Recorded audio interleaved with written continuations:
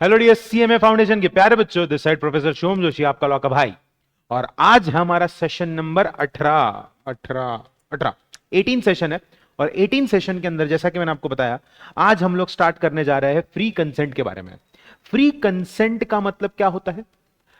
जब तू और मैं सेम थिंग पे सेम सेंस में अग्री करते हैं तब हमारी कंसेंट फ्री होती है।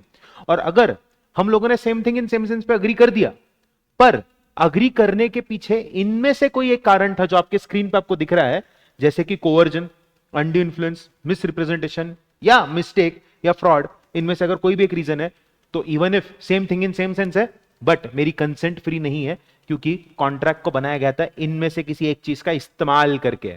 तो फ्री कंसेंट वर्ड का मतलब क्या होता है? जब दो या दो से ज्यादा लोग अपनी कंसेंट दे रहे माना जाएगा जब वो अग्री करते हैं upon same thing in same sense, यानी कंसेंसस एट इडियम।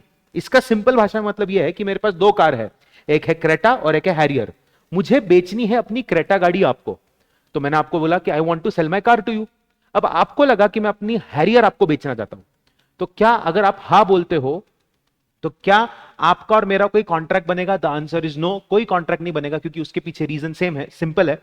मैंने जो सोचा और आपने जो सोचा वो सेम नहीं था, तो same thing in same sense नहीं है, so there is no free consent and that is why the contract is void. But अगर इनमें से कुछ होता है तो कॉन्ट्रैक्ट पहले चार में तो वॉइडेबल होगा, मिस्टेक वाले केस में कॉन्ट्रैक्ट होगा वॉइड। क्यों होगा ये हम मिस्टेक जब पढ़ेंगे तब मैं आपको समझाऊंगा। तो बिना समय को किए जाया, आज हम लोग पढ़ने जा रहे हैं एक इंटरेस्टिंग कंसेप्ट के बारे में जिसका नाम है कोवर्जन। उसके इफेक्ट्स क्या होते हैं और थ्रेट टू कमिट सुसाइड क्या होता है, एक एक चीज मैं आपको डिटेल में बताने जा रहा हूं। तो कोवर्जन का सिंपल भाषा में मतलब होता है, और याद रखना मैं जो बोल रहा हूं उसको आप स्क्रीन पे देखना और मैं जो बोल रहा हूं उसको ध्यान से सुनना। कोवर्जन का मतलब होता है करना, कमिट या धमकी देना कि आप कमिट करोगे। या तो आप कर रहे हो या तो ये आप धमकी दे रहे हो कि आप करोगे कोई भी ऐसा एक्ट जिसको फॉरबिड किया है भारतीय न्याय संहिता ने, बीएनएस ने। किसने प्रोहिबिट किया है, फॉरबिड किया है? भारतीय न्याय संहिता ने। मैं फिर से कह रहा हूं, ध्यान से सुनना। कोवर्जन का मतलब होता है कमिट करना या धमकी देना कि आप कमिट करोगे कोई भी ऐसा एक्ट जिसको फॉरबिड यानी मना किया है करने के लिए भारतीय न्याय संहिता ने। पहले ये इंडियन पीनल कोड था, अब भारतीय न्याय संहिता हो चुका है। या फिर कोवर्जन का मतलब होता है अनलॉफुली डिटेन करना या धमकी देना कि आप डिटेन करोगे किसी की प्रॉपर्टी उसकी मर्जी के खिलाफ। क्यों किया हमने ये? ब्लू कलर की लाइन पे देखना, ताकि सामने वाला पर्सन हमारे साथ एग्रीमेंट में एंटर करे। तो अगर मैं आपकी जगह पे होता तो इसको याद कैसे करता? बड़ा ही सिंपल है। आप मेरी तरफ देखना, स्क्रीन के ऊपर भी आप बाद में देख लेना, पर मेरे भाई की तरफ देखो।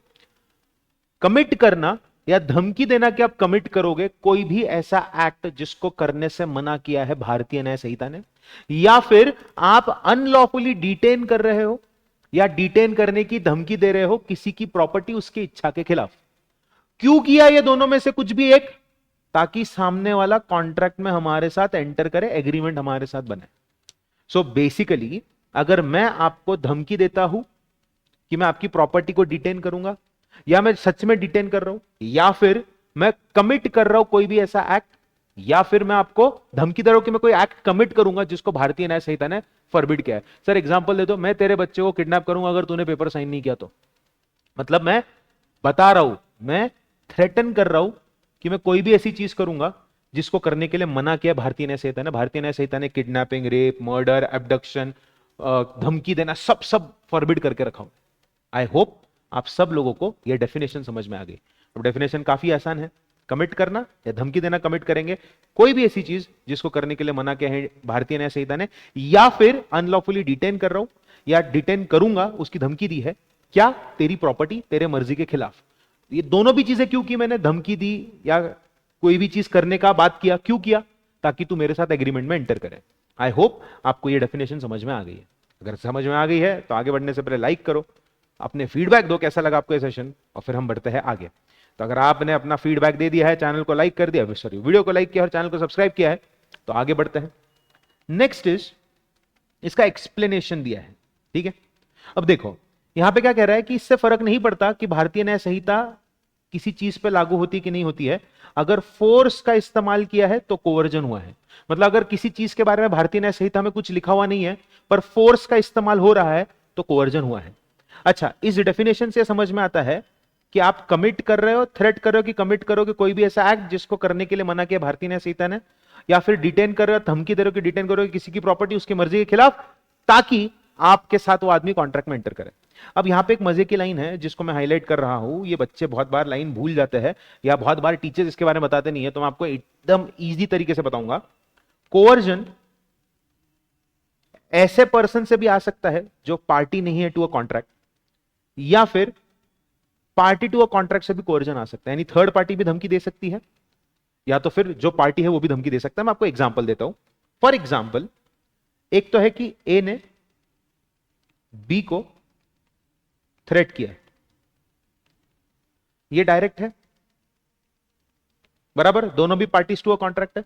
दूसरा है ए और बी कॉन्ट्रैक्ट कर रहे हैं क्योंकि सी ने बी को थ्रेट किया कि तू कॉन्ट्रैक्ट में एंटर करेगा ए के साथ, और सी को बोला किसने? ए ने। तो थर्ड पर्सन भी हो सकता है। तो कॉन्ट्रैक्ट तो ए और बी का बना ना, तो यहां पे थर्ड पर्सन कौन है? यहां पे थर्ड पर्सन है सी। आई होप आपको ये चीज भी समझ में आ गई। अब हम बात करते हैं इफेक्ट ऑफ कोवर्जन क्या होता है। अगर आपके साथ कोई कोवर्जन करता है, मतलब जिसके साथ गलत हुआ है, ए ने बी को धमकी दिया, तो गलत किसके साथ हुआ? बी के साथ हुआ। जिसके साथ भी गलत होता है उसको हम बोलते हैं अग्रीव्ड पार्टी। क्या बोलते हैं उसको? Aggrieved party. उसके पास दो ऑप्शंस होते हैं, या तो वो कुछ करे या तो वो कुछ ना करे। अगर ये अग्रीव पार्टी कुछ करती है तो वो कॉन्ट्रैक्ट को वॉइड बना सकती है, और अगर कुछ नहीं करती है तो कानून की नजरों में तो वैलिड रहेगा, क्योंकि किसी को पता थोड़ी है ना कि आपने कॉन्ट्रैक्ट साइन किसी के प्रेशर में आगे किया, किसी के दबाव में आगे किया। लोगों को लगेगा कि एक आदमी ने दूसरे आदमी को अपनी प्रॉपर्टी बेच दी, तो इसी को कहते हैं coercion.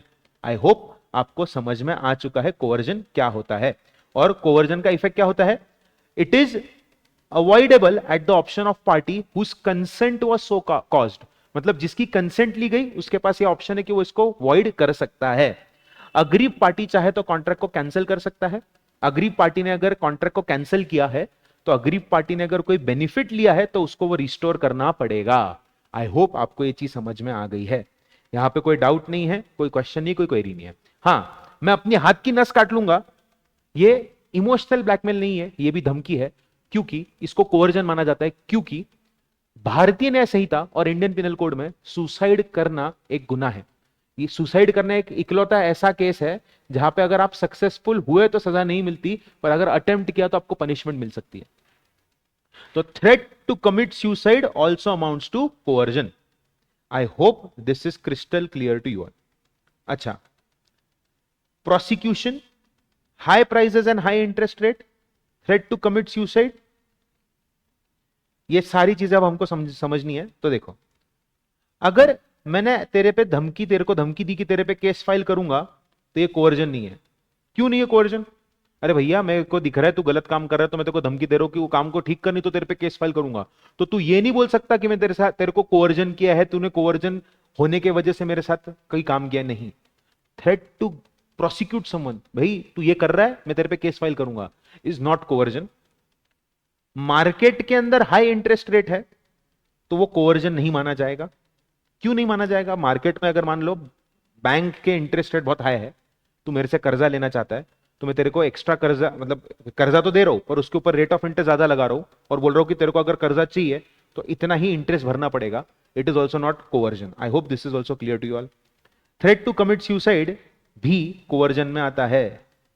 I hope this is crystal clear. High price and high interest rate ना, एक्चुअली अनड्यू इन्फ्लुएंस का पार्ट ज्यादा बनेगा। जब हम अनड्यू इन्फ्लुएंस को पढ़ेंगे ना, तब आपको ज्यादा बेटर समझ में आएगी बात। तो this was coercion for you all. Coercion के अंदर अगर मैंने किसी को बोला कि मैं तेरे पे केस फाइल करूंगा, तो धमकी नहीं है। सुसाइड करूंगा बोला तो धमकी मानी जाएगी। Charging high interest rate at high price is not coercion, as same is not prohibited under Indian penal code. Now it is Bharatiya Nyaya Samhita. I hope आपको कोवर्जन क्या होता है समझ में आ चुका है। अब हमको पढ़ना है अनड्यू इन्फ्लुएंस, जो हम पढ़ेंगे सेशन नंबर 19 के अंदर। आई होप यहां पे आपको कंसेप्ट समझ में आ गए और आपने एंजॉय किया। अगर आपने एंजॉय किया है तो 4 लोगों के साथ शेयर करो, मुझे थैंक यू बोलने के बजाय, और उन 4 लोगों को बोले कि वो 4 लोगों के साथ शेयर करें। मिलते हैं अगले सेशन में, तब तक के लिए टेक केयर, शब केयर, बाय बाय।